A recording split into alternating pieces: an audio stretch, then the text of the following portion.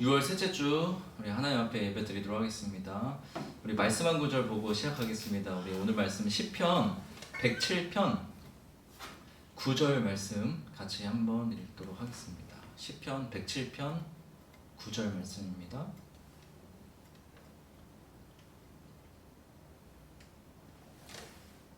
찾으셨죠? 같이 읽도록 하겠습니다.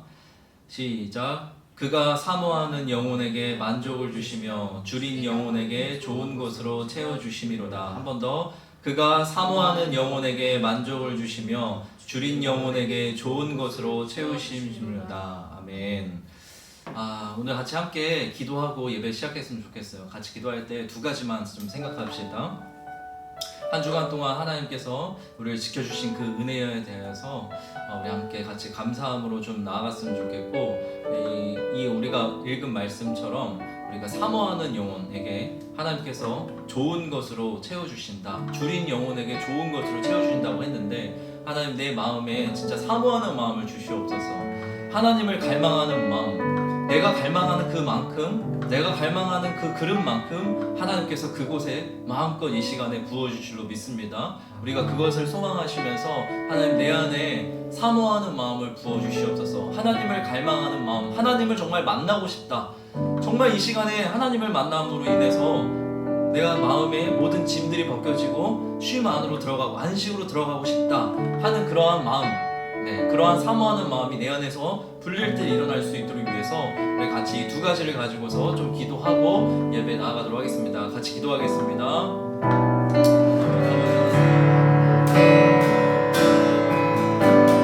고단한 인생길 힘겨운 오늘도 예수 내 마음 아시네. 지나간 아픔도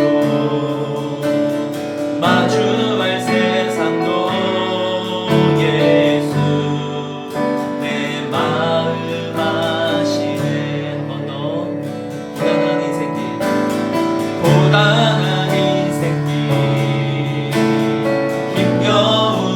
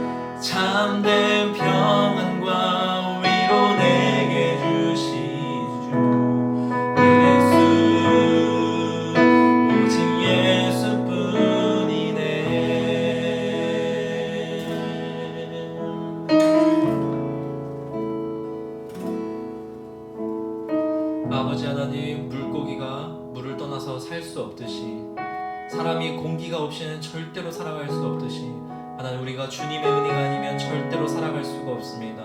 아버지 하나님의 우리의 도우심이 없으면 절대로 우리가 살아갈 수 없는 존재라는 것을 우리가 이 시간 다시 한번 고백합니다. 하나님, 주로부터 오는 참된 평안과 참된 안식이 하나님 오늘 이 시간 가운데 우리 마음 가운데 역사하기를 간절히 소망하옵니다. 주께서 오늘 그렇게 일하실 것을 믿사옵고 살아계신 예수 그리스도의 이름으로 기도합니다. 아멘.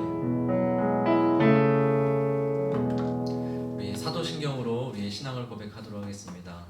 나는 전능하신 아버지 하나님 천지의 창조주를 믿습니다. 나는 그의 유일하신 아들 우리 주 예수 그리스도를 믿습니다. 그는 성령으로 잉태되어 동정녀 마리아에게서 나시고 본디오 빌라도에게 고난을 받아 십자가에 못 박혀 죽으시고 장사된 지 사흘 만에 죽은 자 가운데서 다시 살아나셨으며 하늘에 오르시어 전능하신 아버지 하나님 우편에 앉아 계시다가 거기로부터 살아있는 자와 죽은 자를 심판하러 오십니다. 나는 성령을 믿으며 거룩한 공교회와 성도의 교제와 죄를 용서받는 것과 몸의 부활과 영생을 믿습니다. 아멘. 자, 오늘 하나님이 우리에게 주시는 말씀은 또 시편에서 보도록 하겠습니다. 시편 121편입니다. 시편 121편 전체 다 함께 읽도록 하겠습니다. 자, 같이 함도록 시편 121편 1절부터 8절 읽도록 하겠습니다. 시작. 내가 산을 향하여 눈을 들리라. 나의 도움이 어디서 올까? 나의 도움은 천지를 지으신 여호와에게서로다. 여호와께서 너를 실족하지 아니하게 하시며 너를 지키시는 이가 졸지 아니하시리로다. 이스라엘을 지키시는 이는 졸지도 아니하시고 주무시지도 아니하시리로다. 여호와는 너를 지키시는 이시라. 여호와께서 내 오른쪽에서 내 그늘이 되시나니 낮에 해가 너를 상하지 아니하지 않으며 밤의 달도 너를 해치지 아니하리로다. 여호와께서 너를 지켜 모든 환난을 면하게 하시며 또 내 영혼을 지키시리로다. 여호와께서 너의 출입을 지금부터 영원까지 지키시리로다. 아멘.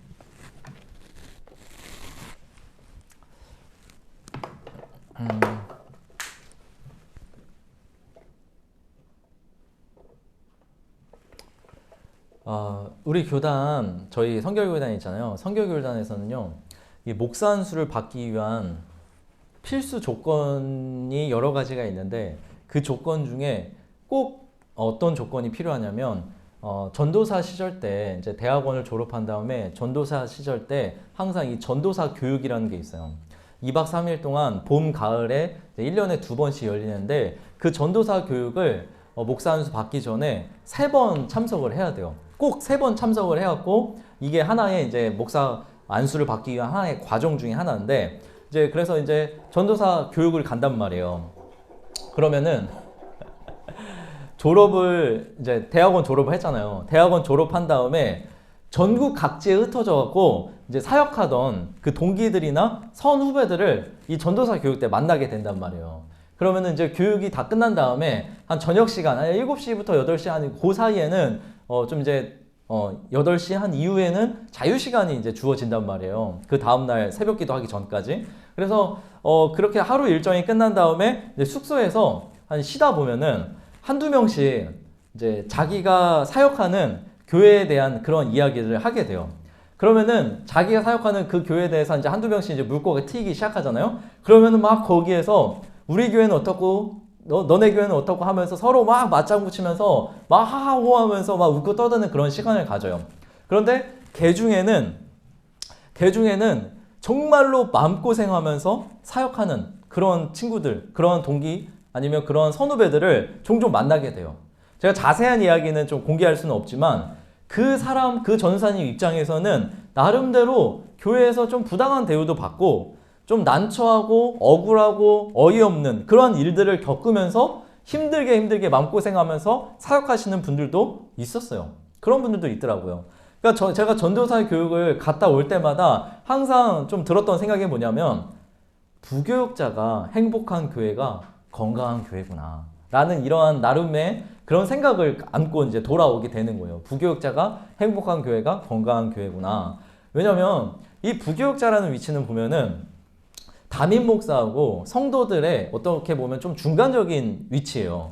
그래서 때로는 담임 목사님한테 예를 들어서 담임 목사님한테 예를 들어서 찐빵을 맞아. 그리고 또 밑에 이제 성도들한테도 찐빵을 맞아. 위아래에서 막 이제 압박이 이제 들어온단 말이에요. 그러면은 막 이 부교육자들도 은혜고 뭐고 그냥 일에만 전념하고 몰두하고 치중하게 되는 거예요. 그냥 그러다 보면은 설교도 그냥 은혜가 있어서 설교하는 게 아니라 설교 그 자체가 그냥 일이 돼버리는 거예요. 그러니까 저 또한 그렇게 사역하면서 그런 순간들이 너무 많았기 때문에 매 순간 저 자신에게 물어봤던 것 같아요. 어떤 질문했냐면 나는 진짜 지금 행복한가? 나는 지금 행복한 사역자인가? 라는 것을 계속해서 나 자신을 돌아보면서 물어봤던 것 같아요. 그런데 이 질문을 계속해서 하면 할수록 어느 순간에 가서 딜레마에 빠지는 거예요. 어떤 딜레마냐면 행복이라는 게 그럼 뭐지? 뭐가 행복한 걸까? 라는 것을 또다시 이렇게 묻게 되는 거예요. 그냥 남들이 다 인정해주는 뭐 대형교회에서 사역하고 사례비 넉넉하게 받으면은 그게 행복일까? 설교 잘한다, 뭐 찬양 잘한다, 남들한테 이런 소리 듣고 인정받는 그런 소리를 들으면은 행복한 건가? 이런 생각을 하게 되었어요. 어떻게 보면은 저도 그런 것을 통해서 나름 행복감을 느끼려고 했었던 것 같은데 이게 아무리 봐도 이런 건 행복이 아닌 것 같아. 행복의 답은 모르겠어. 그런데 이런 것으로 가지고서 행복이라고 하기에는 좀 아닌 것 같다라는 뭔가 그런 정리가 되더라고요. 사례비 많이 주면 행복한 걸까? 그러면 나는 그냥 돈의 노예가 될 것 같아. 대형교회에서 사역하면은 행복이고 뭐 중소형교회에서 사역하면은 불행일까? 그거 아니잖아요. 그잖아요? 그래서 이런 딜레마를 갖고서 한동안 이렇게 지내고 있는데 어느 날 제가 묵상을 하는데 출애굽기를 신명기를 묵상하고 있었어요. 그렇게 신명기를 묵상하면서 한 장 한 장 가고 있는데 눈에 확 들어오는 구절이 있었어요. 그게 어떤 구절이었냐면 우리 찾아서 한번 읽어볼까요? 신명기 33장 29절이에요.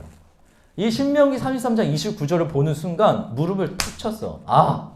행복의 기준이 바로 이거구나 라는 것. 신명기 33장 29절이에요. 여기 앞에 PPT에도 준비되어 있어요. 같이 한번 읽어볼까요? 시작. 이스라엘이여 너는 행복한 사람이로다. 여호와의 구원을 너같이 얻은 백성이 누구냐? 그는 너를 돕는 방패시요 내 영광의 칼이시로다. 내 대적이 내게 복종하리니 네가 그들의 높은 곳을 밟으리로다. 아멘.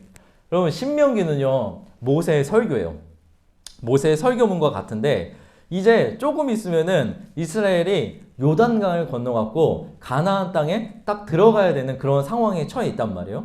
그래서 이 모세가 지난 날을 이제 회고하면서 하나님이 지금까지 너희 이 백성들, 이 이스라엘 백성들을 어떻게 이끌어 오셨는지 그리고 앞으로 어떻게 하나님을 섬겨야 되는지에 대한 그 이야기를 그런 설교를 하고 있는 말씀이 이 신명기에 다 담겨 있다라는 거예요. 그러면서 이 설교의 끝에 가고 설교 말미쯤에 가고 이 말씀을 하고 있는 거예요. 이스라엘아, 너희들은 진짜 행복한 사람이야. 너희들은 진짜 행복한 사람인 줄로 알아라. 왜? 이 세상 천지에 너희들처럼 여호와의 구원을 맛본 백성들이 어디 있겠느냐라는 거예요. 그러니까 애굽에서 노예 생활하던 이들을 모세를 통해서 구원해냈잖아요. 그리고 출애굽을 하자마자 홍해 사건을 경험했단 말이에요. 그리고 사막 한가운데를 지날 때에 물이 없을 때 물 줬어요. 배고플 때에 먹을 것을 줬어요. 밤에는 춥다고 불기둥으로 지켜주셨고 낮에는 덥기 때문에 구름기둥으로 지켜줬단 말이에요. 그 사막 한가운데에서 이렇게까지 세심하게 너희들을 인도하셨어. 이렇게까지 아주 세심하고 세세하게 하나님의 구원을 너희들이 경험했지 않느냐. 그런 구원을 맛본 백성이 이 세상 천지에 어디 있겠냐라는 거예요. 이게 행복이라는 거예요. 제가 이 말씀을 하면서 진짜 알았다. 이게 진짜 행복이라는 거구나. 진정한 행복이라는 것은 하나님의 구원을 맛보는 것. 가장 근본적으로는 내 영혼이 하나님 앞에서 구원받는 거예요. 나는 행복해요. 죄사함 받았으니 우리 찬양 있잖아요. 내 영혼이 죄사함 받고 구원받고 하나님의 자녀로 살아가는 것 자체가 뭐예요? 행복이라는 거예요. 근본적으로 내 영혼이 하나님 앞에서 구원받는 거고, 그리고 또 하나의 행복은 뭐냐면 일상의 삶 가운데에서 하나님의 도움을 맛보고 살아가는 게 행복이라는 거예요. 그러니까 오늘 시편 기자가 간증하고 있는 거예요. 나의 도움이 어디서 올고 나의 도움은 천지를 지으신 여호와에게서로다 라고 되어 있잖아요. 여러분, 이 시편의 기자는 분명히 도움이 필요한 상황이었던 것 같아요. 그래서 나를 도울 분은 하나님밖에 없다라는 것을 고백하고 있다라는 거예요. 여러분, 이 정도의 이 시편 121편 이 정도의 시를 쓸 수 있을 정도면 분명히 과거에도 하나님으로부터 뭔가 도움을 받았던 경험이 있었다라는 거예요. 때문에 지금의 어려운 상황도 하나님만이 나를 도울 수 있다라고 고백할 수 있다라는 것입니다. 여러분, 우리 또한 행복의 기준이 바뀌어야 될 줄로 믿습니다. 여러분, 행복의 기준이 진짜 바뀌어야 돼요. 돈 많이 벌고 잘 먹고 잘 사는 거, 여기로부터 우리가 행복감을 느끼는 게 아니라 내 상황과 형편이 어떻든지 간에 하나님의 도움받고 사는 것으로 행복감을 누렸으면 좋겠어요. 여러분, 행복이라는 것은 내 상황과 형편이 좋아지는 게 행복이 아니라는 거예요. 20평 살던 사람이 30평으로 이사를 갔어. 월세 살던 사람이 전세로 가고, 전세 살던 사람이 집을 사버렸어. 여러분, 우리는 이런 걸 가지고서 행복이라고 느끼는 거예요. 주식을 투자했어. 펀드 투자했어. 거기서 내가 이익을 봤어. 수익을 창출해냈어. 그것으로 나는 막 어때요? 막 기분이 좋고. 어떤 사람은 맛있는 걸 먹을 때에 맛집을 갈 때에 행복을 느끼고 한단 말이에요. 그러면 이런 게 행복이 아니에요. 행복이라는 것은 우리의 상황과 형편 속에서 일하시는 하나님을 체험하는 거예요. 네. 상황과 형편이 좀 어렵고 내가 좀 곤란해. 그런다 할지라도 그 안에서 나를 도우시는 그 하나님을 느끼면서 체험하면서 사는 것이 진짜 행복이라는 거예요. 우리가 살다 보면 때로는 육신적으로 힘들 때 많이 있죠. 정신적으로 고통받을 때 있다는 거예요. 정말 우리가 곤란한 상황에 처할 때, 때로는 재정적으로 내게 위기가 다가왔을 때, 처했을 때 참 많이 있어요. 우리는 참 그러한 상황이 닥치면은 나는 왜 이렇게 불행할까? 늘 염려하고 고민하고 이런 생각을 하면서 어떻게든 그런 상황과 환경에서 벗어나려기 위해서 어떻게 해요? 막 몸부림을 친단 말이에요. 그러니까 내게 닥친 어려움은 하나님을 경험할 수 있는, 하나님의 도움을 맛볼 수 있는 좋은 기회라는 거예요. 여러분, 우리 생각이 바뀌어져야 돼요. 내가 그런 상황과 형편에 내가 닥쳤었을 때에 내가 이것 때문에 염려하고 고민하고 왜 나는 이렇게 불행하지? 남들은 저런데 나는 왜 이럴까? 하면서 한탄하는 것이 아니라 이러한 상황은, 이러한 어려움은 곧 하나님이 나에게 어떠한 일을 행하시는지 내가 그 하나님을 경험할 수 있는 이제 기회가 생겼구나 라는 것으로 우리 생각이 아예 패러다임 시프트 완전히 바뀌어져야 된다는 거예요. 그럼 아무튼 제가 이 성경을 통해서 이 행복의 기준이 딱 정해지고 나니까 제 마음에 자유가 오고 앞으로 내가 어떻게 사역을 해야지 내가 행복할 수 있겠구나, 답이 딱 나오더라는 거예요. 여러분, 제가 원래 말씀 제목이 이 행복의 기준이 아니었어요. 오늘 말씀의 제목이. 원래 제가 생각한 오늘 말씀의 제목은 부모가 행복해야 아이가 행복할 수 있다라는 이 제목이었어요. 여러분, 엄마 아빠가 행복해야지 아이가 행복할 수 있어요. 엄마 아빠가 성격 때문에라든지 돈 때문에라든지 맨날 안 맞아갖고 맨날 싸우고 힘들어요 봐요. 그럼 아이에게 그 영향이 안 미칠까요? 이 아이에게 반드시 부모의 그 불행이 아이에게 반드시 미치게 되어 있다라는 거예요. 우리가 금쪽 같은 내 새끼 이런 프로를 보잖아요. 그럼 아이들의 대부분의 문제들은 보면은 이 부모의 문제로부터 결국 많은 것들이 시작이 되더라고요. 아이 자체가 문제가 아니라 부모로부터 영향이 그들에게 흘러갔던 거예요. 여러분, 그래서 집안 형편이 어떻든지 간에 부모가 안정적이면 아이는 안정적이 되어 있어요. 부모가 불안정하면 아이는 불안정하게 되어 있다는 거예요. 어떻게든지 티가 나게 되어 있어요, 아이들한테. 여러분, 교회에서도 마찬가지예요.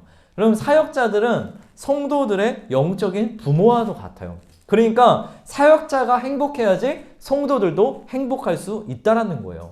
그래서 건강한 교회는 사역자가 행복한 교회라는 거예요. 사역자가 맨날 뭐 때문에 맨날 힘들어해봐요. 스트레스 받아봐. 그러면 성도들한테 다 흘러가게 되어 있어요. 순간 내가 막 스트레스를 받잖아. 그럼 너한테 이게 안 흘러갈까? 이게 어떻게든지 간에 그 스트레스가 흘러가게 되어 있다는 거예요. 제게 은혜가 있으면은 여러분들에게 은혜가 흘러가는 거고, 제게 스트레스가 있으면 그 스트레스, 제게 염려가 있으면 염려가 그대로 흘러가게 되어 있다는 거예요. 제가 아무리 감추려고 할지라도 다 느끼게 되어 있다는 거예요. 그러니까 우리 사역자들의 최우선 순위가 뭐여야 되는지 알아요? 자신의 행복이 되어야 되는 거예요. 자기가 먼저 하나님의 도움을 맛보면서 행복을 느껴야 되는 거예요. 그래야 은혜가 흐르고 믿음이 흘러가게 되어 있는 거예요. 그래야지만 나도 살고 여러분들도 살 수 있다는 거예요. 근데 문제는 뭐냐면 이 사역자들이 잘 빠지는 함정이 있어요. 뭐냐면 사역을 잘하려고 몸부림친다는 거예요. 설교 준비 열심히 해갖고 설교 잘한다는 소리 듣고 싶고 은혜 받았다는 그런 소리 듣고 싶은 거야. 어떻게 하면은 내가 맡은 이 기관이 다른 기관에 비해서 월등하게 성장할 수 있을까? 월등하게 부흥할 수 있을까? 이런 연구만 계속 책상 앞에서 하고 있는 거예요. 그러니까 어떠한 사역의 결과, 어떠한 일의 결과 있잖아요. 거기에 온갖 목숨을 걸고서 거기에만 몰두한다는 거예요. 그래서 제가 언젠가 제가 성경을 보는데 성경을 읽는데 성령이 그런 말씀을 딱 말씀하시더라고요. 야, 민규야, 너는 도대체 성경을 왜 보냐? 너는 성경을 도대체 왜 읽냐? 라는 그런 질문을 저에게 하시더라고요. 순간 어떠한 말씀을, 어떠한 의미인지 제가 딱 알아차리겠더라고요. 정말 이 성경을 볼 때 내 영혼을 위해 봐야 되잖아요. 자신의 영혼을 위해서, 나를 위해서 성경을 펼치고 나를 위해서 성경을 묵상하고 그래야 되는데 남을 위해서 성경을 보고 있는 거예요. 설교하기 위해서 성경을 보고 있는 거예요. 매 순간마다 말씀 피는 것들이 막 다 그냥 나를 위해서, 내 영혼을 위해서 봐야 되는데 남들한테 이건 이렇게 전해야지, 이건 이렇게 전해야지 하면서 다 다른 사람한테 적용하고 다른 사람을 위해서 막 머리를 구상하면서 말씀을 보고 있는 거예요. 그러니까 성경을 볼 때 그렇게 성령이 저에게 말씀하죠. 민규야, 너는 도대체 왜 성경을 보고 있니? 왜 성경을 읽고 있니? 라는 그런 음성이 제게 들리더라는 거예요. 여러분, 이런 게 은혜가 되겠어요? 제게 은혜가 있으면은 자연스럽게 설교도 되어지고 제게 은혜가 있으면은 자연스럽게 찬양도 되어지는데 그게 안 되니까 억지로 뭔가 결과를 만들어 보려고 하는 거예요. 그러니까 저도 불행한 거고 여러분들도 불행하게 만들어 버리는 꼴이 되는 거예요. 저도 죽고 여러분들도 죽이는 그런 꼴이 되는 거예요. 그러니까 우리가 교회에서 하는 봉사나 헌신도 다 마찬가지예요. 교사를 하든 성가대를 하든 뭐 전도를 하든지 간에 내가 행복하면은 그 내게 맡겨진 일은 저절로 되어 있다라는 거예요. 근데 사람이 없다라고 그냥 어쩔 수 없이 봉사하고 있어봐요. 자기도 죽고 주변 사람들도 다 죽이는 꼴이 되는 거예요. 주일날 교회 가면서 인상 막 팍팍 쓰고 가봐요. 한숨 푹푹 쉬고 한번 가봐. 응? 순규야, 너 아침에 나오는데 부모님이 이제 아빠가 있을 거 아니야. 근데 한숨 푹푹 쉬면서 진짜 내가 그 먼 거리 또 가야 되나? 이런 식으로 한번 나와 봐봐. 그러면은 아버지가 볼 때 진짜 쟤는 교회를 왜 저런 식으로 다니는지 모르겠다. 예수 안 믿는 사람들도 그렇게 생각하지 않을까? 그런 거야. 그런데 내가 행복한 모습으로 한번 교회를 출발하고 한번 가봐봐. 그러면 다른 사람들한테 영향이 다 흘러가게 되어 있다는 거예요. 그럼 내가 하나님의 도움을 맛보고 하나님과 동행하는 그 기쁨으로 살아가잖아요. 그러면은 봉사와 헌신은 저절로 된다라는 거예요.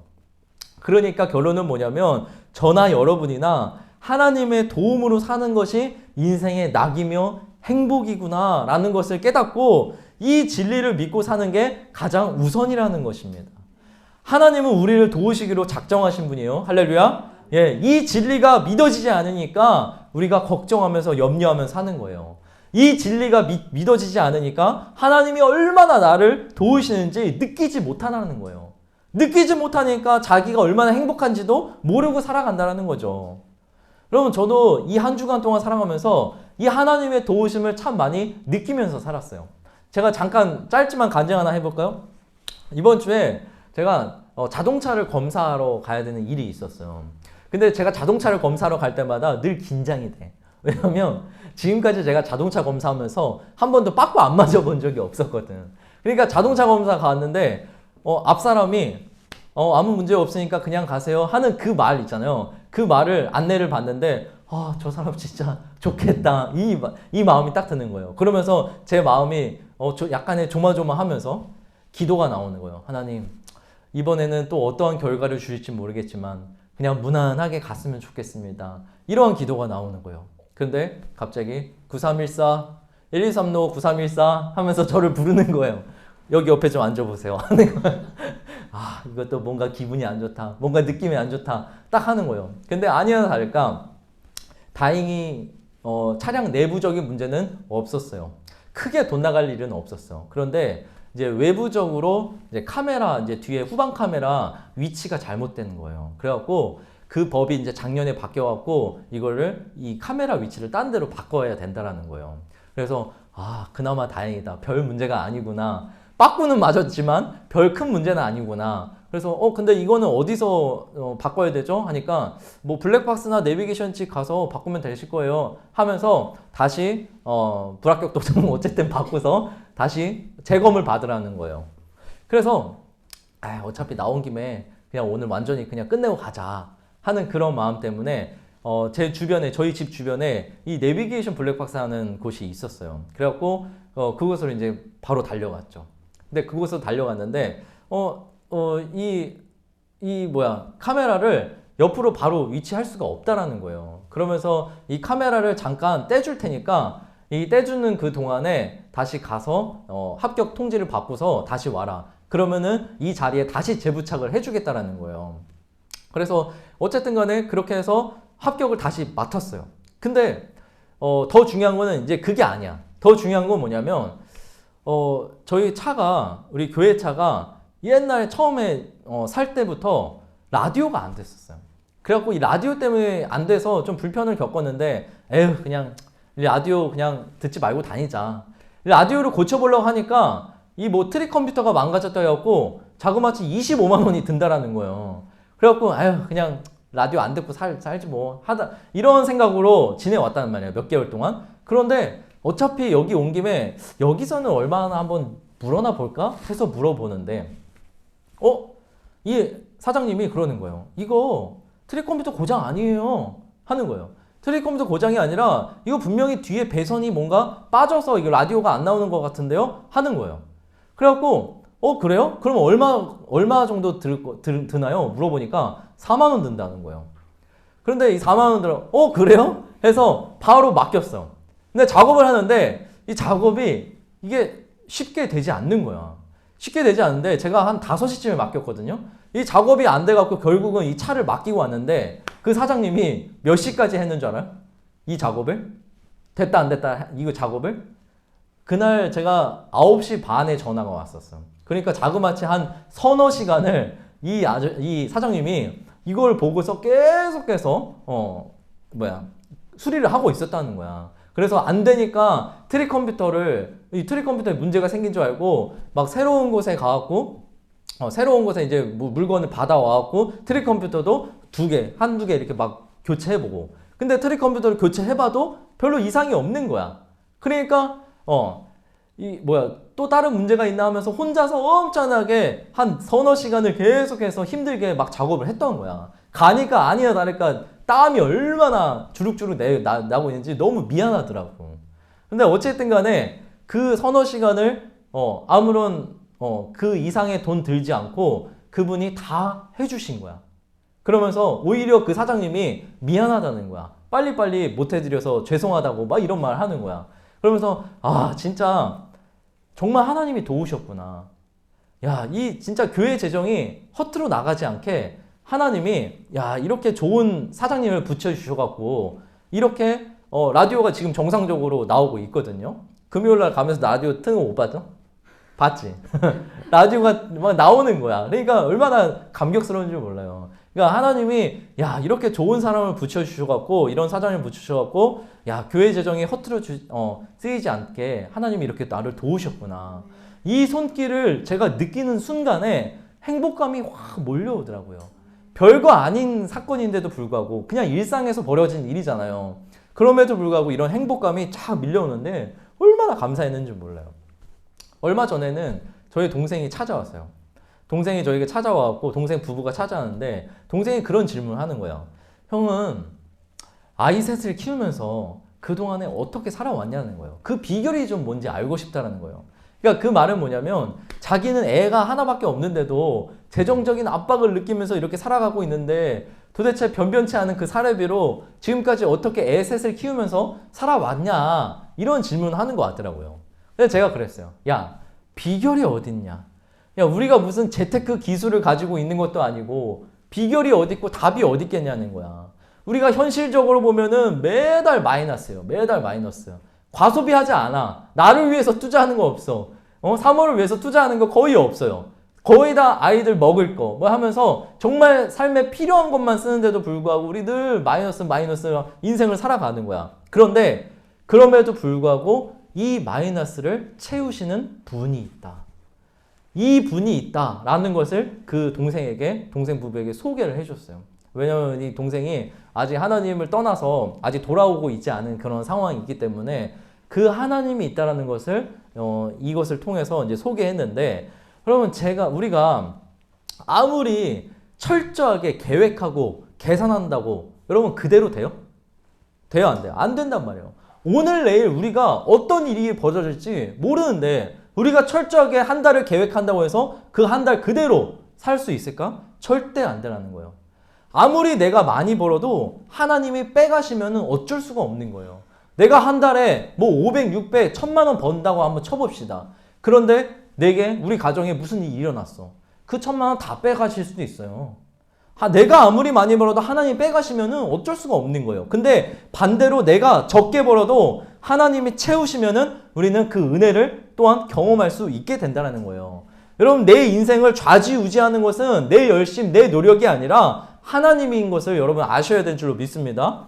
여러분, 앞으로 우리가 점점 살기가 힘들어지는 시대가 오고 있어요. 아니, 우리가 정말 이미 체감하면서 살아가고 있어요. 순규도 아까 같이 얘기했었잖아. 그치? 근데 앞으로 점점 살기 힘들어지는 시대가 오고 있는데 여러분 어떻게 살아갈 거예요? 앞으로 이 세상은 점점 더 광야와 같은 그런 시대로 변해갈 거예요. 경제적인 문제뿐만 아니라 여러분 지구 자원이 점점점 고갈되어 가고 있어요. 지구 생태계는 파괴되어 가고 있고 환경 문제는 진짜 심각해져 가고 있어요. 우리가 아직 못 느끼고 있을 뿐이지 하나하나 그 문제들을 따지고 들어가면은 지금 우리가 사는 이 세상이 생각보다도 진짜 심각한 상태라는 거예요. 말 그대로 광야, 말 그대로 사막과 같이 변해가고 있다는 거예요. 마치 이스라엘 백성들이 이 사막에서 광야에서 스스로 아무것도 할 수 없었던 것처럼 내가 아무리 열심히 일해도 내가 아무리 열심히 살아도 안 되는, 도저히 안 되는 그런 시대가 반드시 온다라는 거예요. 그러면 그때가 왔고 뭐 하나님의 도움으로 살면 되겠지. 기도하면서 살아야지. 은혜로 살아야지. 여러분 이런 생각 하지도 말아요. 오늘을 내가 하나님의 은혜로 사는 훈련이 안 되잖아요. 그러면 그때 가서도 반드시 그렇게 살지 못한다라는 거예요.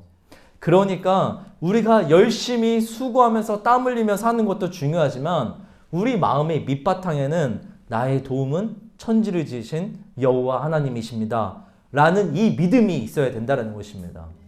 이 믿음 속에서 나를 도우시는 하나님을 경험할 수 있게 된다는 것입니다. 할렐루야. 네, 이 믿음을 가지고 살았으면 좋겠어요. 여러분 결론적으로 다시 한번 말할게요. 행복의 기준을 바꿉시다. 여러분 우리의 행복은 하나님의 구원을 맛보는 거예요. 하나님의 도우심을 맛보는 거예요. 여러분 그리고 이 도우심을 내가 맛보기 위해서 필요한 것은 단 하나, 믿음이에요. 나의 도움은 천지를 지으신 여호와 하나님이십니다. 나는 이 믿음이 있는 자에게 역사하신다라는 것입니다. 할렐루야. 네, 우리 아까 했었던 찬양 한 번만 같이 찬양하시고 우리 기도하고 마쳤으면 좋겠어요. 주 나를 광야로 이끄실 때 주 나를 광야로 이끄실 때 기쁨으로 나아가리. 신실하신 주를 신뢰합니다. 사망의 음침한 골짜기도 나는 두렵지 않습니다. 주님이 나와 함께 하시기 때문입니다. 주는 나의 모든 필요가 되시며 주가 나의 모든 푸른 초장이 되시기 때문에 주님 안에 내가 거하겠습니다. 그 안에서 내가 숨쉬겠습니다. 라는 이 고백으로 나아갑시다. 주 나를 광야로 이끄실 때 기쁨으로 나아가리라. 신실하신 주를 신뢰해 사망의 음침한 골짜기도 나는 두렵지 않네. 주 나와 항상 함께 하시네. 한 번 더. 주 나를 광야로 이끄실 때 기쁨으로 나가리라. 신실하신 주를 신뢰. 아멘. 사망의 음침한 골짜기도 두렵지 않습니다. 골짜기도 나는 두렵지 않네. 주 나와 항상 함께 하시네.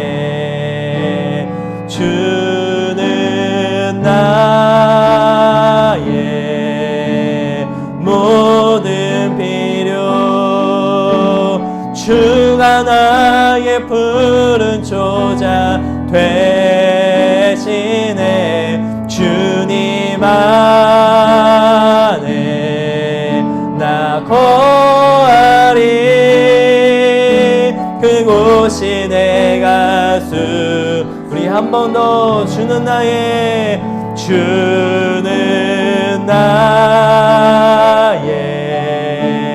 모든 필요, 주가 나의 푸른 초자 되시네. 주님 안에 나 거하리. 그곳이 내가. 우리 마지막으로 한 번 더. 주는 나의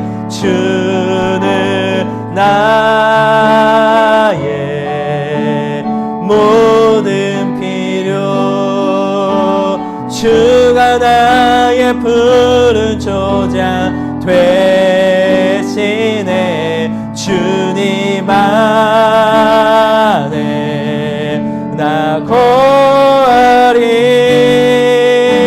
그곳이 내가 숨쉬.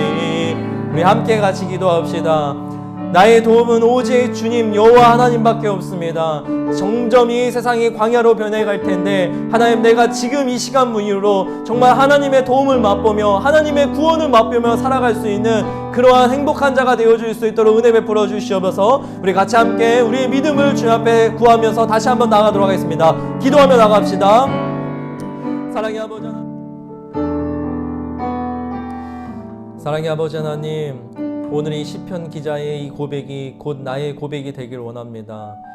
나의 도움은 천지를 지으신 여호와에게서로다 라고 이 시편 기자가 고백했듯이, 하나님, 우리의 삶에서 여러 가지 수많은 일들을 만날 때에 하나님, 나의 도움을 인간이나 다른 어떠한 것에 두지 않게 하시고 오직 하나님께로만 둘 수 있는 우리 믿음의 자녀들이 되어질 수 있도록 도와주시옵소서. 점점 살기 어려워지고 있는 이 세상입니다. 그러나 오늘 이 시간 이후로 정말로 내 모든 도움을 하나님께 요청하고 내 모든 도움은 오직 하나님께로만 하고 우리가 늘 항상 고백하는 그 믿음 가운데에서 하나님을 경험하며 살아갈 수 있는, 하나님의 도우심을 맛보며 살아갈 수 있는 여기 있는 모든 믿음의 자녀가 다 되어질 수 있도록 은혜 베풀어 주시옵소서. 감사드리옵고 살아계신 예수 그리스도의 이름으로 기도합니다.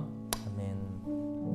이제는 우리 주 예수 그리스도의 은혜와 하나님의 극진하신 사랑과 성령님의 감화감동 역사하심이 오늘 하나님의 도우심을 맛보며 하나님의 구원을 맛보고 행복의 기준을 바꿔 나아가는 사랑하는 믿음의 자녀들 머리 위에 이제부터 영원토록 함께하옵시기를 간절히 축원하옵나이다. 아멘.